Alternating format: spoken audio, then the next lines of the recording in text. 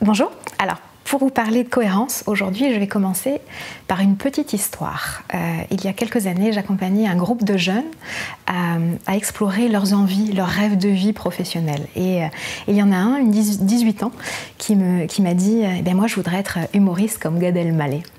Alors super, bien sûr, chaque rêve est tout à fait louable, c'est le rêve de chacun, je n'ai pas à juger, donc je lui dis « super, ok, et du coup, tu fais quoi pour être humoriste comme Gad Elmaleh ?»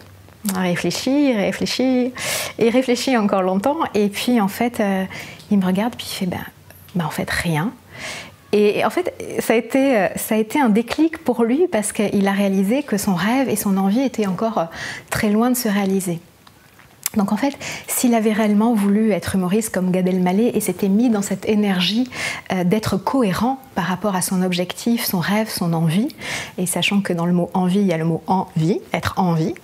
Donc s'il avait voulu être cohérent, en fait, il aurait pu faire plein de choses. En fait, il aurait pu commencer par écrire des petits sketchs, il aurait pu faire des petites vidéos sur YouTube, il aurait pu jouer un one-man show devant ses copains, il aurait pu découvrir comment on devient humoriste, comment Gad Elmaleh est devenu humoriste, il aurait pu écouter plein d'humoristes pour trouver son propre style humoristique, il aurait pu aussi réfléchir s'il y avait des écoles d'humoristes, comment on devient humoriste, moi j'en sais rien, de toute évidence peut-être que lui non plus.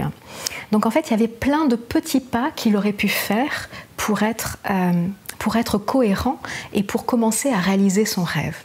Et mon constat, après quelques années d'accompagnement, c'est que c'est ce décalage en fait entre ce que l'on veut et ce que l'on fait, ou entre nos valeurs et nos comportements. J'aime la paix et je me mets en colère et je suis violent avec des réactions violentes tout le temps, qui est cette incohérence qui rend les gens malheureux.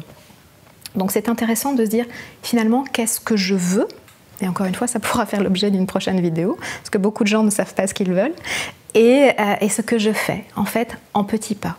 Et derrière il est important de se souvenir que ne pas essayer, c'est 100% d'échec, alors que essayer, on est peut-être capable de réussir.